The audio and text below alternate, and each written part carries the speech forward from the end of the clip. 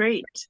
Good evening, everybody. I would like to call the meeting to order and acknowledge that we are in Treaty 1 territory, the home and traditional lands of the Anishinaabe, Ojibwe, Innu, Cree, and Dakota peoples, and in the national homeland of the Red River Métis. Our drinking water comes from Shoal Lake 40 First Nation in Treaty 3 territory. Excuse me. My name is Marla Billinghurst. I will be chairing the panel this evening. With me on the panel are Mr. Robert Belenky and Ms. Diane Knight. Representing the City of Winnipeg Assessment and Taxation Department is Mr. Matthew Brockus, and the recording secretary is Mr. Jason Robertson. We will be hearing applications for revision of the assessment roll in accordance with the Municipal Assessment Act.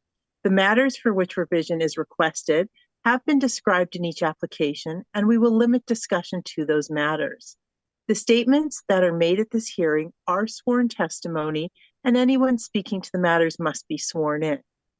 Be advised that comparisons of assessments of properties are not considered evidence of market value by the Board of Revision. The Board of Revision is appointed annually by Council and is independent of it and the City Administration. It makes its decisions on the basis of the evidence provided at this hearing and issues a written order that will be mailed to all parties as soon as possible. Please note that the board's decisions with respect to an application may be appealed to the Manitoba Municipal Board if the matter pertains to assessed value or classification, or to the Court of King's Bench if the matter pertains to the application of exemptions from taxation. Should you wish to appeal, information on how to do so will be included with the board's order. With respect to the hearing process, I will confirm the points of appeal with your property to be addressed with each applicant following the swearing in. We will then have the assessor's testimony, followed by questions that the applicant may have, and then the applicant's testimony followed by questions. Each side will have an opportunity to summarize if they wish, and once all of the evidence about an application has been brought forward, the applicant may leave. The process will repeat for each item on the docket today, and the session will close after all the applications have been heard, and the board will deliberate in private and make its decisions. You will receive the board's decision by registered mail as soon as possible. As information, all public hearings are live streamed, recorded, and will be part of the public record. We will be hearing items 1 through 9 on our docket today. Mr. Robertson, please affirm the assessor's and the applicant's testimony. Mr. Assessor, please state your full name. Matthew Stephen Barocas. Do you affirm that the evidence you are about to give this hearing is the truth, the whole truth, and nothing but the truth? Yes. Thank you. Mr. Applicant, please state your full name. Jared Story. Do you affirm that the evidence you are about to give at this hearing is the truth, the whole truth, and nothing but the truth? Yes, I do. Thank you. Thank you very much. The first matter we will be hearing on the docket this evening is 447 Edison Avenue. And I believe there's a request for non-cooperation. Is that correct? Yeah, we actually talked ahead of time on this, and we've come to a recommendation. I'm actually going to withdraw the non-cooperation request. Okay, so I'm just making a note of that. Bear with me for 1 minute. Okay, sorry, go on. Okay, so I'll read my brief and then I'll get to the recommendation. Please, thank you. 22-999, roll number 04007263895447 Edison Avenue, 2018, 40 suites, 45 outdoor parking spots. We have a recommendation. It is for $8,999,000. Okay. And do you want the income and expenses, or is it just the value good?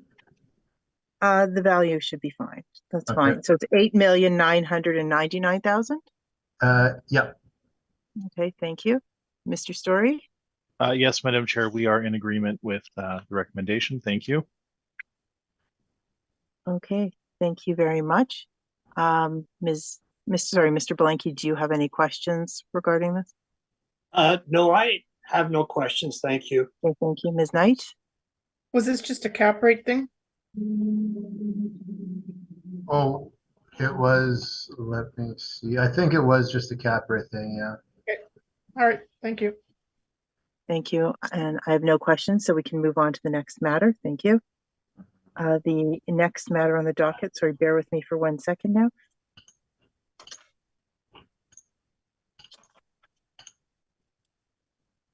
The next matter on the docket is 451 Edison Avenue. And I believe there was a request for non-cooperation as well on this matter. Yeah, I'm gonna withdraw it as well. We have a recommendation. As well, we come to an agreement, file number 22-1001, roll number 04007263905451 Edison Avenue, 2019, 42 suites, 45 outdoor parking spots. So for this one, valuation of $9,288,000. $9,288,000. Yep. Thank you very much. Mr. Story? Yes, Madam Chair, we are in agreement with $9,288,000. Thank you. Okay, sorry. Mr. Belenky, any questions? I guess I'm going to ask what Diana, asked first was, is this a cap rate issue? It was, yeah, we had an agreed net operating income, and then we just made a settlement on cap rate. Okay, thank you. Ms. Knight? No questions, thanks. Okay, thank you. Nor do I. So we can move on to the next matter, which is 455 Edison Avenue. And again, this one had a request for non-cooperation again. Yeah, we're gonna withdraw that, and there's a recommendation. File number 22-1002, roll number 0400726390, 2020 year bill. So for this one, the recommendation is to 309,000.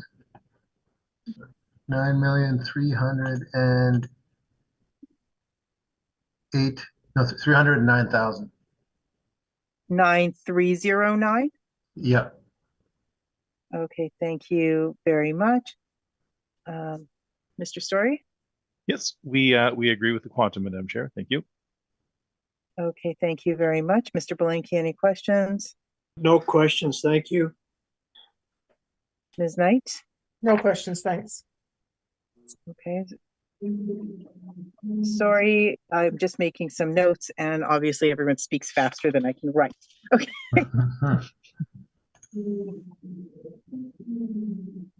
Okay.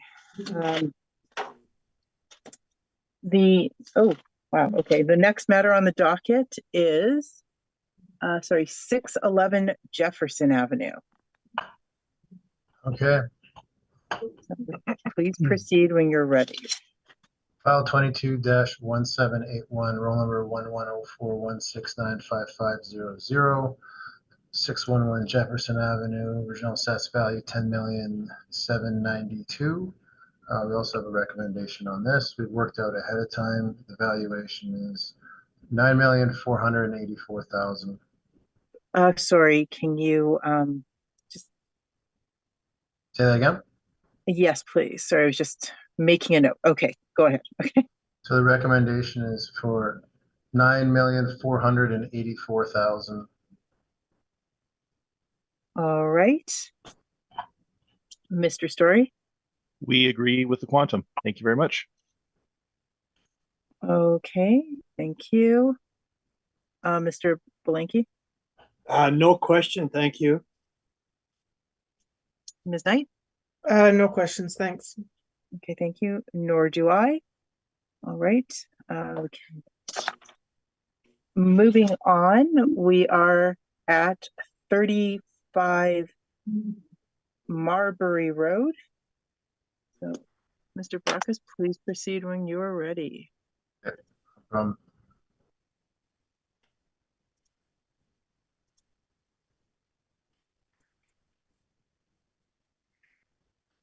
file number 22-2631, roll number 05004083 35 Marbury Road. Original assessed value was 11,629,000. We have a recommendation on the property for 11,357,000. I'll stop there. 11,357,000. Yeah. Okay, thank you. Just want to make sure. Thank you, Mr. Story. We agree with the quantum, Madam Chair. Thank you. Okay, thank you. Mr. Belenky, any questions? No questions, thank you. Thank you, Ms. Knight. No questions, thanks. Okay, thank you. The next matter on the docket is 1043 Beardmore Boulevard. Okay, sorry, Mr. Ruckus, please proceed when you're ready. Okay.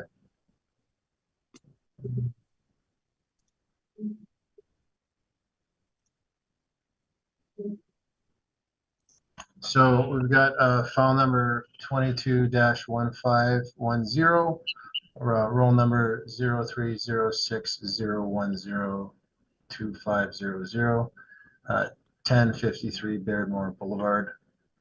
Assessed value 10,721,000. It's a 1985 bill. We don't have an effective year built on it.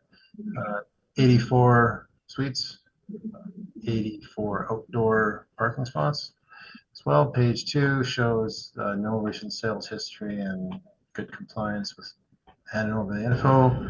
Financials, income value summaries found on page 3. 84 two-bedroom units with a model average monthly rent $1,183.82, and then we've got our 52.17% expense ratio for a net operating income of $546,780. Modeled cap rate is 5.1. Rent comparables here are found on page 4. So you can see we're within the range of the properties that are in the Fort Garry area here. They have 1 and 3 bedroom units. We're straight 2 bedroom units. They all have 2 bedroom units as well. So I feel that our model rent is supported. So page 5, this is our cap rate examples that I found. I know looking at the faces on the panel that we are all familiar with the sales at this point, so I'm not going to dwell on them. They're not meant to be subject property specific. This is something that is just added to all our briefs. The range, for the most part, goes from 4.75 to 5.75. If you go to page 6, you can see the 20th to 80th, 4.8 to 5.6. So it's good to see those two ranges in parallel with one another. And then page 8 is the financial statements that we received. And then the last page, page 11, just shows the ad from the internet. I wasn't able to get any other pictures. Close proximity to University of Manitoba in-suite air conditioning. There's a fitness facility, on-site laundry, outdoor parking, controlled building access. So it's down there closer to U of M. So I just went with model on this one. That's my evidence. Thank you. Okay. Thank you very much. Mr. Story, do you have any questions? Just, excuse me, yeah, just a couple. I'll be very brief. I noticed our NOI is within about $500, so this is just going to become a cap rate issue ultimately. Mr. Barocas, there's 2 buildings on site. Does the model sometimes put a premium on the cap rate for multiple buildings? It does not. It does not. So okay. All right. And then just quickly, I think everyone knows our position on the cap rates, but if I look at the brokers info that you provided, they are typically showing us that cap rates would fall somewhere between 5 to 6%, correct? Yes. And this building is, well, let's say just about 40 years old, and or the model, I suppose, has placed it on the very low end of that range, correct? Yeah, middle, low. If looking at the broker reports, our reports say 4.8 is kind of 20th percentile. So okay. Lower And the larger swath of cap rates that the city suggests is actually between 3.8 and 7.4%. Is Yeah, that correct? Okay. yeah. Okay, I'll leave it there. Those are my questions. Thanks. Thank you very much, Mr. Belenky. Any questions? I have no questions. Thank you. Thank you, Ms. Knight. Like you said, no interior pictures, correct? Unfortunately, no, we don't have an effective age on it either, so I don't have any record of renovation. Okay, thank you. That was my other question. Thanks. Thanks. I'm sure this is on here somewhere. I just couldn't find it. Does this property have an elevator Mm, or is it a walk-up? I do not know. Oh, okay. Maybe Jared can answer that. I'm not sure. Okay, thank you. That was my only question. Okay, thank you. Mr. Story, you can Yes, proceed when thank you you're very ready. much. Thank you so much. Now you've got me checking here. I'm 90% positive it's a walk-up, but I can't say for certain that it doesn't have an elevator. I think that actually, well, it would probably say that it has an elevator under amenities. So I'm going to suggest that it doesn't, but I haven't been inside myself, but I'm going to suggest it's almost certainly a walk-up. Okay, so once again, here we are. We've got two buildings. They're built in the middle 1980s. They're on Bairdmore. They are in Richmond West. This is Fort Garry. I believe Mr. Brooks mentioned that it's in a reasonably good location. It's close to the U of M, and that's true. Even though I suppose we would suggest that at the reference date, some of these properties were feeling the effects of COVID with less activity at the U of M. Excuse me. We have 84 two-bedroom suites, and there are actually 114 parking stalls. So ultimately, I've provided our workup. It's on page 12. Now, basically, we've used the actuals to come to our determination of the value. And sorry, I'm going to make a correction here. I had applied 5.75, but I think, quite frankly, that there are some positives here that we should probably not understate. So I'm going to adjust my cap rate to 5.5%. That puts it right down the middle of the broker's ranges. So 1 second, I'll just recalculate that. Using my NOI of 547,208 and dividing that by a 5.5% cap, we come to 9,949,000 rounded. And I am comfortable with that value. I think that modeled cap is a touch low. 5.5% makes sense to me. Again, all of the expenses seem to be in line. The utilities are running at about 12% of EGI. We have nothing seems to be out of sorts here. The R&M is 1,292 per door. On page 13, we've itemized that and broken that out for you. So ultimately, if this is simply a cap rate issue, I feel very comfortable with 5.5%. We've got a property that's 40 years old. There's two buildings on site. It's in a good location. No issue with condition, though it is clearly not substantially renovated, and it is a walk-up. So it would be typical of this market, and I will suggest that the board amend the value to 9,949,000. And with that, I thank you.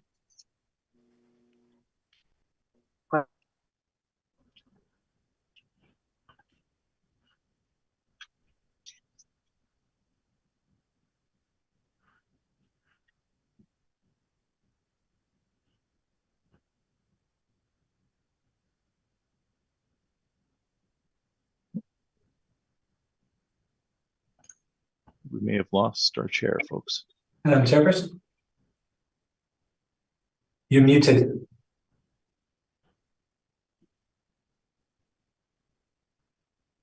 Still muted.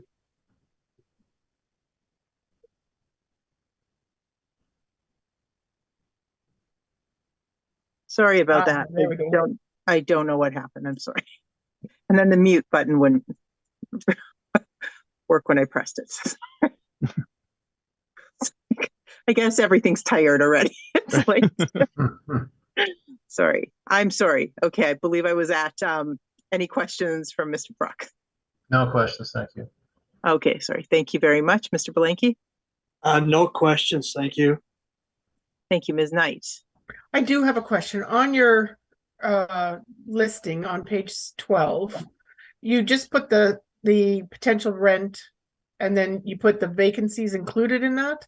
Yes, that's how they report it. Okay, So some owners actually just report the what they're collecting without breaking out the vacancy. But yes, good. Okay. That's exactly right. Yeah. would they be using a 4.2 vacancy, or are they using a higher vacancy?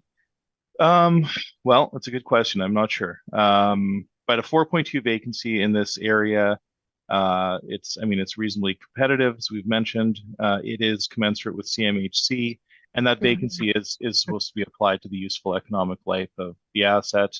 Citywide vacancy is 3.8%. So I wouldn't have an issue with that 4.2. Ultimately, I guess what we're really looking at is the effective gross income. And that Correct, is yeah, what they're actually collecting. Yeah. So, yeah, but I I'm not sure what the understand. actual vacancy is. Yeah. No, it's a good Okay. question. All right, thank you. Thanks. Okay, I have no questions, so I suppose we can move on to the next matter. Which is, bear with me for 1 second, 5445 Roblin Boulevard. Okay. So File, please proceed. Okay, sorry. okay. File 22-1470, roll number 0100587250054445 Roblin, worked out a recommendation ahead of time for a valuation of $9,283,000. Sorry, I'm going to have to ask you to repeat that, please. Yeah, so it's $9,283,000. Okay, sorry. Thank you very much, Mr. Story. Yes. Thank you, Madam Chair. We do accept the quantum. Okay, thank you, Mr. Belenky. Do you have any questions? I have no questions, thanks. Thank you, Ms. Knight. No questions, thank you. Thank you, nor do I. So we can move on to the next matter, which is 285 Pembina Highway. So please proceed when you are ready. Okay.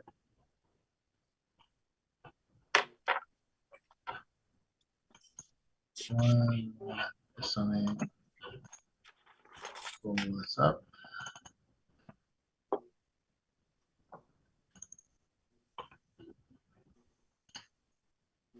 One moment. Yeah, it's calling for me.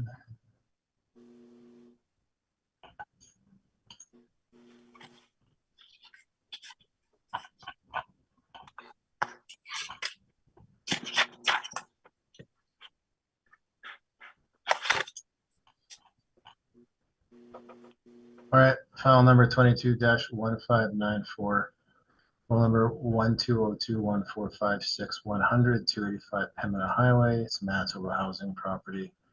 We've got two lines of value. We've got an institutional portion that's exempt, and we also have just a standard apartment portion. So to 1975, so no effective year built on it, 200 suites, there's no parking. Page 2 shows the mailer history and no recent sales. Page 3 shows the income value summary. You got 108 bachelors, 16 one bedrooms for 124 units total. So there's a lot of bachelor units in here. And so we got our workups on this page showing it's all modeled with our 5.35 cap rate for the taxable portion for the 1975. We got our rent comparables on page 4. You can see that our rent comparables are higher in terms of average monthly rent, but also the subject's got 108 bachelors. Bachelors aren't going to rent for as much as a one bedroom, nor are they as easy to fill. So also the gross floor area, there is, I believe there's some larger common areas, communal rooms with this property. I haven't inspected it, but I have looked at notes. So that it's that would be skewed compared to the gross floor area per unit of the comparables, because as typical apartments, they wouldn't have these larger common areas, which would push that up. So it's not like they're gigantic bachelor units, is what I'm trying to get to in a roundabout manner. Still $743 is what the model assigned this. We got our cap rate charts on page 5 and 6. And then page 8 shows right here what was found on the internet for this. So it looks, you can see that there's some criteria to get in. People must be at least 18 years of age if deaf or hard of hearing, or 55 years or older, and then there's students enrolled in deaf studies program.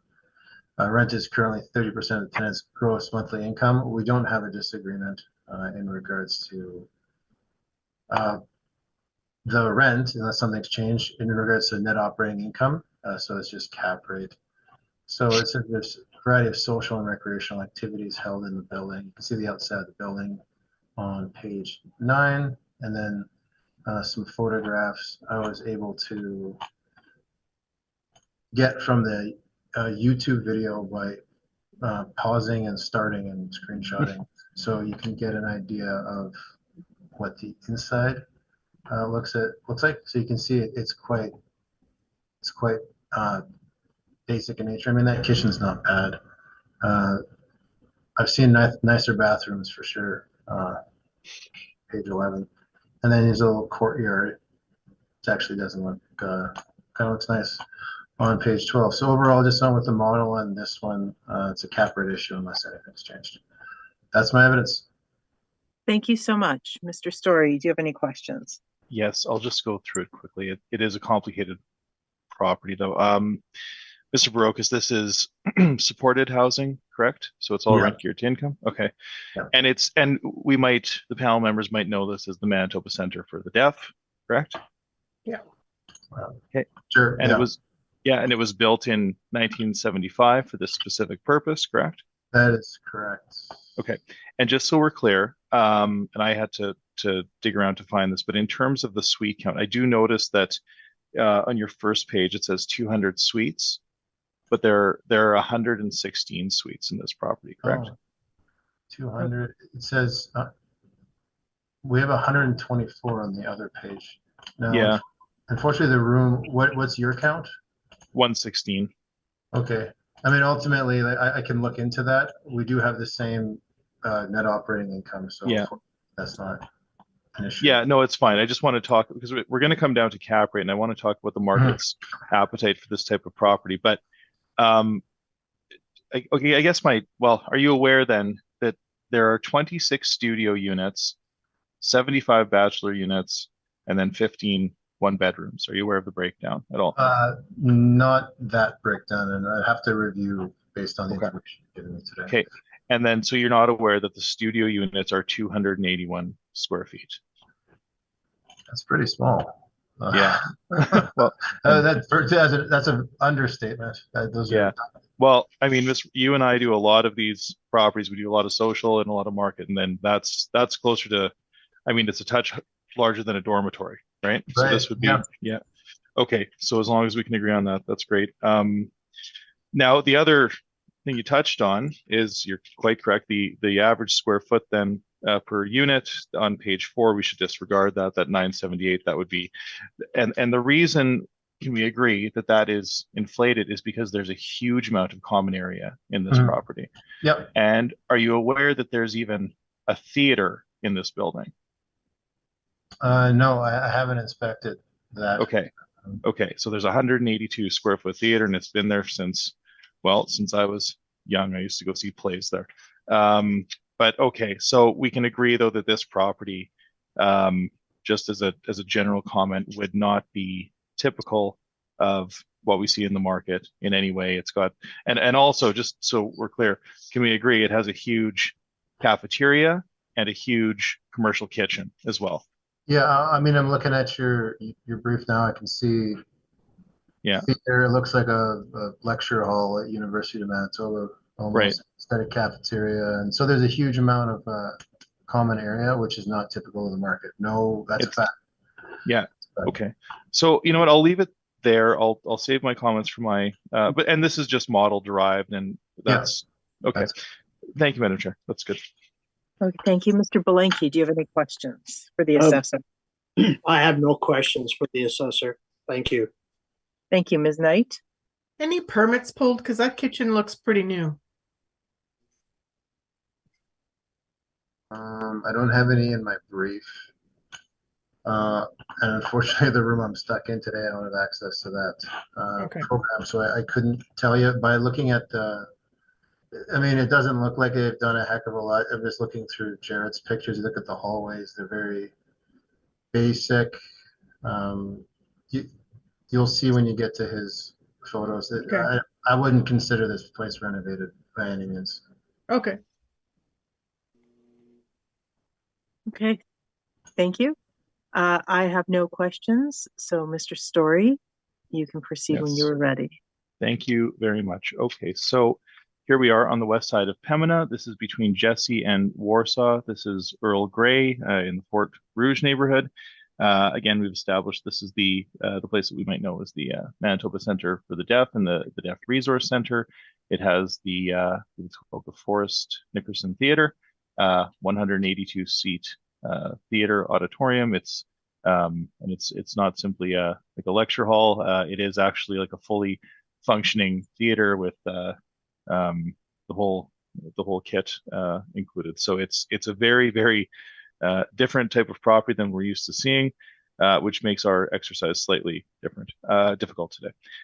Again, I've mentioned the suite count. There are indeed 116 residential units. We're saying 100 bachelor units, but again, those bachelor units are actually a mix of studio and bachelor units, and they are, suffice to say, extremely small.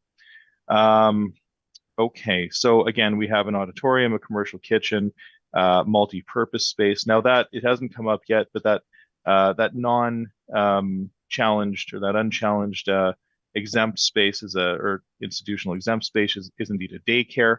So it has no liability on the tax burden. We're not challenging that, but that is indeed a daycare.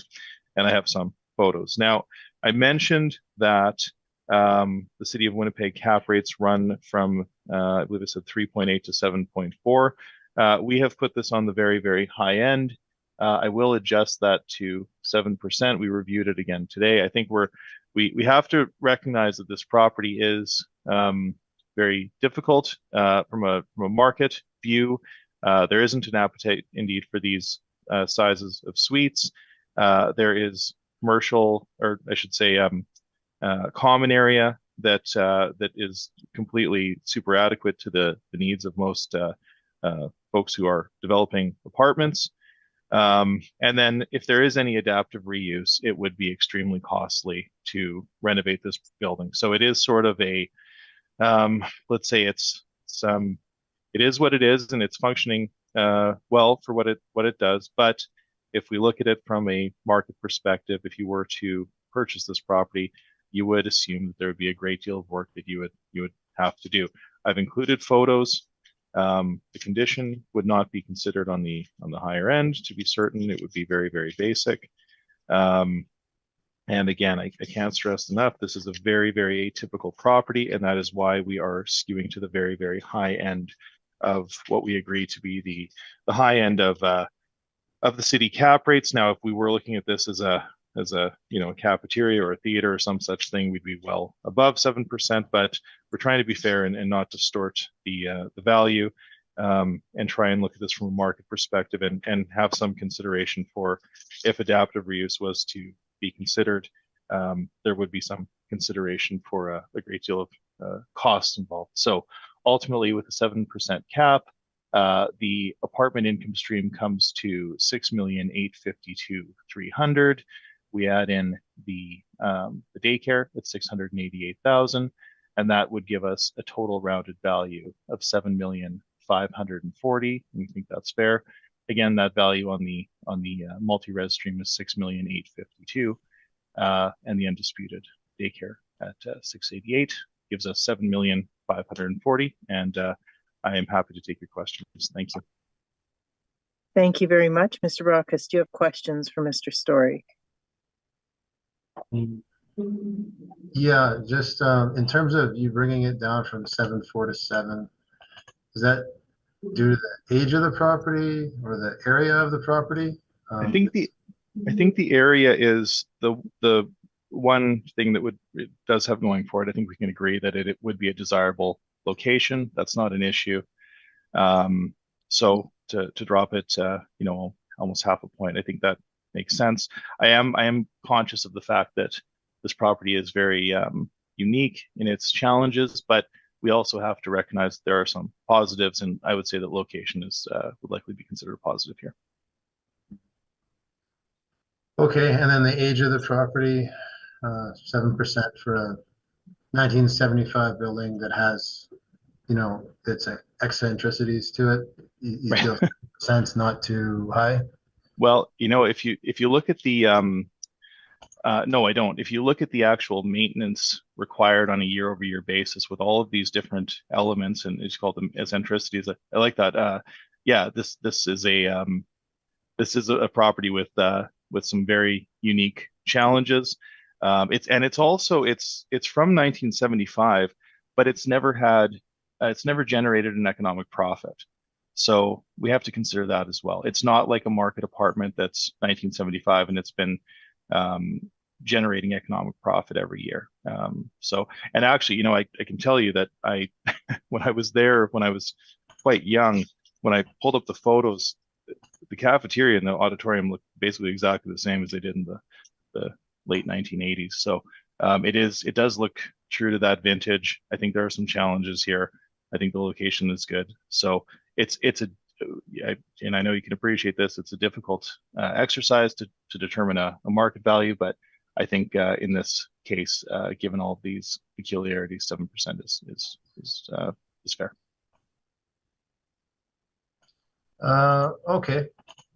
Let me see, I think.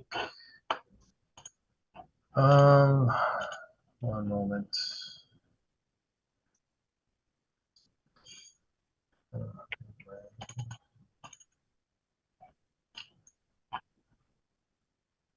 So just in regards to my evaluation, can I make a recommendation at this point after hearing Jared's presentation?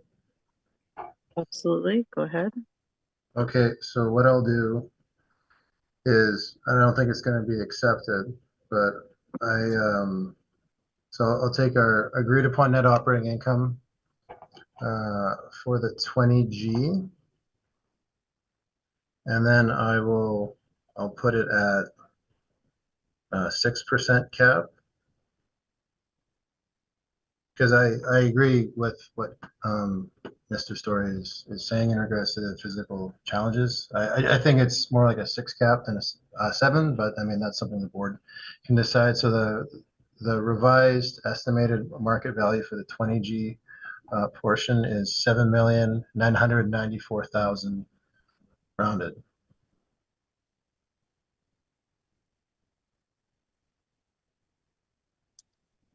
Okay. Thank you. Mr. Story. Oh, no, I appreciate you taking a second look at this, Mr. Brokus, but I feel very, very comfortable at 7,540,000. I think that's 7 cap, based on the suite sizes, based on all of these peculiarities. We have a theater, a cafeteria. Yeah, I think that we should be a little higher. So respectfully, I do submit that 7,540,000 is more appropriate. But I do thank you for re-reviewing. Okay. Okay, thank you very much. Mr. Belenky, do you have any questions from Mr. Story? I have no questions for Mr. Story. Thank you. Thank you. Ms. Knight, do you have any questions for Mr. Just Story? an interesting observation. I didn't realize it changed to a 55 plus as well. Yeah, there's, I believe it's the second and third floor now that has 55 plus in it. Okay. Yeah. Yeah. I think there's that, my understanding is there's been some strides in preventing deafness and hard of hearing since the 70s. So it's a good thing. It's a good change. And that theater, is it rented out then, or like is there income coming from that theater from it's- movie night or from plays being done in there or anything? Yeah, well, they call it community space. I don't think that I think they're probably just recovering costs. That's a great question. I didn't look into that. It's certainly not a money-making type thing. I know it's called the Merlin Group, I believe they're called, but I think it's just basically a not-for-profit sort of community space. So it's not, but it's not just for the residents to attend. No, because you had no. said you had been in there numerous times. Yeah, That's why I was asking. Okay. They bring school groups in and things like that. Okay. Thank you. Okay, thank you very much. My questions have been addressed, so I don't have any this time. So we can move on to, the last matter on the docket this evening, which is 522 River Avenue. Mr. Brockes, please proceed when you are ready. Okay, file number 22-2692, roll number 12097803720. 522 River Avenue, original assessed value 10,007,000. We talked this one out ahead of time. So we have a recommendation to 8,954,000 rounded. 8,954,000. Yes. Okay, thank you very much. Mr. Story. Yes, thank you, Madam Chair. We do accept the quantum. Okay, thank you. Mr. Blanky, any questions? What was the adjustment? Was it for the cap rate? There's adjustment to the cap rate. Yeah, okay. Good, thank you. Ms. Knight, do you have any questions? No, thank you. Thank you, nor do I. So thank you very much. We've actually heard all the items scheduled and this hearing is now adjourned. So thank you and good night, everybody. Good night. Thanks, guys, Good night, for making it easy. Yep. Good night. Yeah. Thank you. What looked like was going to be a very long night, so thank you. You're quite welcome. Thank you, Yes, everyone. thanks. Now I have time to go make dinner for